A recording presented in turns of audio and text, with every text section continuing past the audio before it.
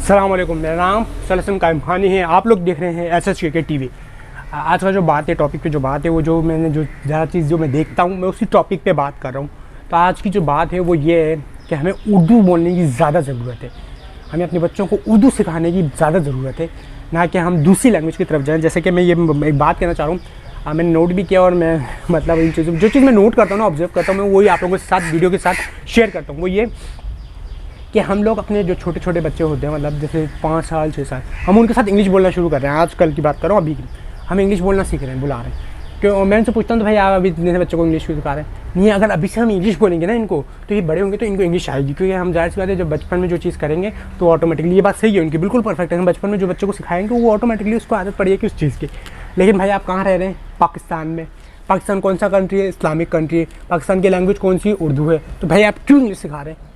اردو میں بہت ادب والی لینگویج ہے یار، بہت ادب والی لینگویج. اگر ہم اس کو ڈیٹیل میں سکھائیں تو کتنا ہمارے لیے فائدہ ہے. لیکن ہم وہ کیوں سکھائیں گے؟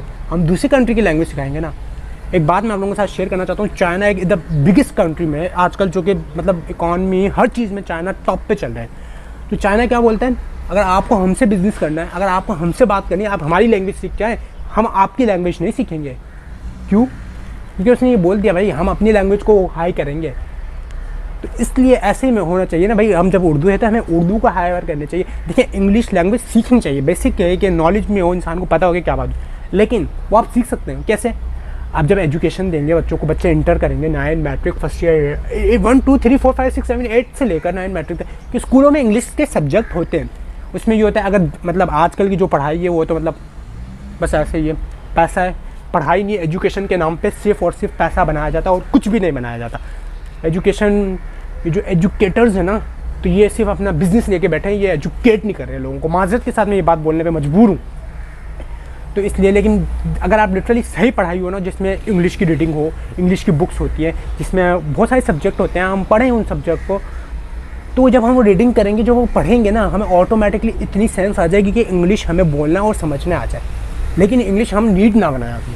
نیڈ ہماری اردو ہے، ضرورت ہماری اردو ہونی چاہیے. لیکن ہم آج کل کیا بنا رہے ہیں؟ انگلش کو نیڈ بنا رہے ہیں. یار انگلش آنی چاہیے، اسٹینڈرڈ ہوگا. ہم کسی جاب میں جائیں گے، انگلش آنی چاہیے، ہائی فائی انگلش ہو. یار کیوں؟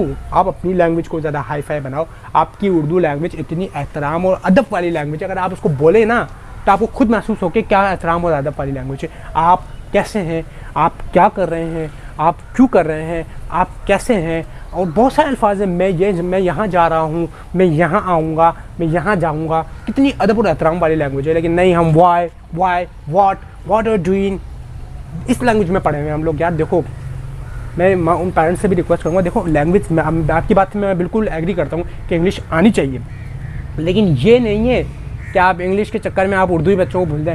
اب وہ انگلش ہی بول رہے ہیں، آپ پاکستان میں رہ رہے ہیں، آپ ان کو کوئی اردو میں بول رہا ہے تو وہ اردو کو اس طرح میں بول رہے ہیں جیسے ہم اردو کو اس طرح میں بول رہے ہیں جیسے پٹھان نہیں ہوتے، جن کو پٹھان آتی ہے ان کو اردو نہیں بولنے آتی، وہ اس طرح ہاں تم ہم کو ایسا ہاں. تو یار اس چیزوں سے ہمیں بہت باہر آنا چاہیے، بہت زیادہ باہر آنا چاہیے. ہمیں اپنی اردو لینگویج کو، مطلب اپنے بچوں کو لینگویج میں اردو میں بھی سکھانا چاہیے. اردو کے اتنے اچھے الفاظ ہوتے ہیں، ان کو ہم سکھانے کے بجائے ہم انگریزوں کی لینگویج پہ جا رہے ہیں. تو بھائی پھر فائدہ کیا انگریزوں سے آزادی لینے کا؟ ہاں، فائدہ کیا پھر انگریزوں سے آزادی لینے کا؟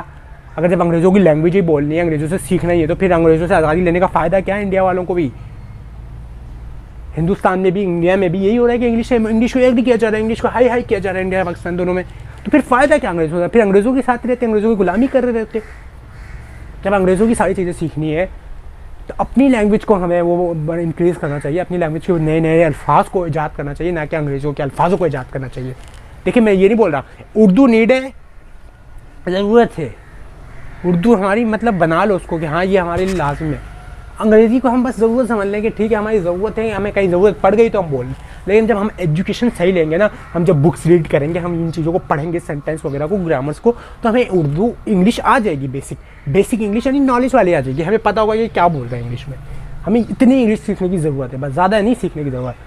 چائنا اتنی ترقی میں کیسے پہنچ رہا ہے وہ دیکھیں نا. وہ اپنی ہر چیز کو آبزرو کر رہا ہے، اپنی ہر چیز کو انکریز کروا رہا ہے. وہ بول رہا ہے ہم نئی چیز بنا کے دیں گے، ہم خود بنائیں گے اس چیز کو، ہم خود انکریز کریں گے اس چیز کو. لیکن ہم لوگ کیا کر رہے ہیں؟ ہم لوگ بنی بنائی چیزوں کو کاپی کر رہے ہیں. تو ان چیزوں سے باہر آنا چاہیے اور دیکھیں ہر بندہ جب یہ ایک ایک اسٹینڈ ہر بندہ لے گا نا آٹومیٹکلی ہوتا ہے یہ نا ایک گورنمنٹ یا ایک کوئی بندے سے نہیں ہوگا, یہ ہر بندہ اگر اپنا اسٹینڈ لے گا نا تب جا کے یہ سیڑھیاں چڑھتے جاؤ گے نا تب جا کے وہ پہاڑ بنتا ہے.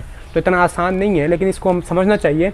اردو لینگویج کو زیادہ اہمیت دینی چاہیے کیونکہ یہ ہماری کنٹری لینگویج ہے, مادری لینگویج ہے. اگر ہم باہر جاتے ہیں امریکہ میں جاتے ہیں ہم اردو بولتے ہیں تو لوگ دیکھتے ہیں کہ یار اردو پتہ نہیں کون سی لینگویج بول رہا ہے, انگلش بولتے ہیں نارمل ہے, ٹھیک ہے بھائی انگلش بول رہا ہے, ضرورت ہے, میں نہیں بول رہا کہ آج کل ہر جگہ انگلش چلتی ہے, لیکن یار اس کو آپ وہ تو نہ بناؤ نا, اردو تو سکھاؤ نا اپنے بچوں کو. انگلش کے چکر میں آپ اچھا انگلش کے ہم سارے سینٹینس گرامر سب انگلش ہم سکھا دیں گے, انگلش کی بکیں لا کے رکھ دیں گے, لیکن اردو کی ایک بک بھی نہیں ہوگی معذرت کے ساتھ.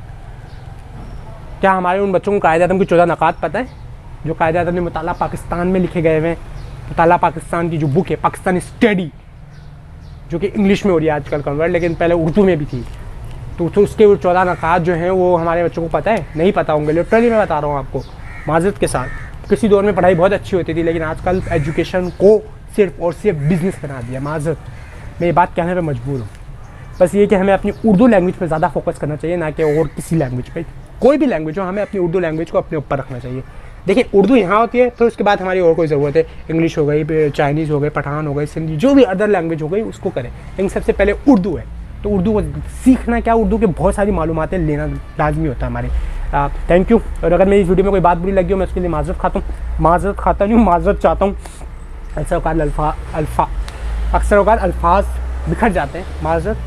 اور یہ ہے کہ بس جو بات ہے وہ سچ ہے, کڑوی بھی ہوگی لیکن صحیح بات ہے, تو اس بات کو ہمیں صحیح کرنا چاہیے. پاکستان زندہ باد.